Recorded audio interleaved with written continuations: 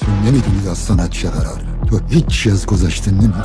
دستگیرم باش. به مرامت نمیخوره که دست من پیرمرد رد کنی. حسین محجوب. اگه بفهمم به یه نفر این خانواده نقص نجس نگاه کردی جوری خودمو گم و گور میکنم که اگه پشت این گوشتو دیدی دوباره منم ببینی. آزیتا حاجیان.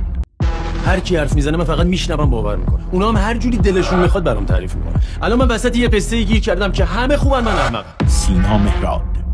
اگر جای تو بودم یه نفر بابای منو کشته بود میخواست قصاص شه زنگ زد به من میگه خانم من میخوام با شما صحبت کنم حتما میرفتم به حرفاش گوش میدادم ببینم چی میگه. پردیس احمدیه. 30 سال تو دفتر دسته که بابات نوکری کردم اون پول رو پول گذاشت. از اسماعیل معمار 4 واحدی ساز شد مهندس اسماعیل ادیبی. حمید رضا آذرنگ. شاید رفتی بیمارستانی که بابا بستری بوده فهمیدی قرار نیست خیلی زنده بمونه. گفتی کی خرتر و ساده تر از میترا تو خونه ادیبی ها؟ هرچی بگم باور. الهام اخوان در از یاد رفته.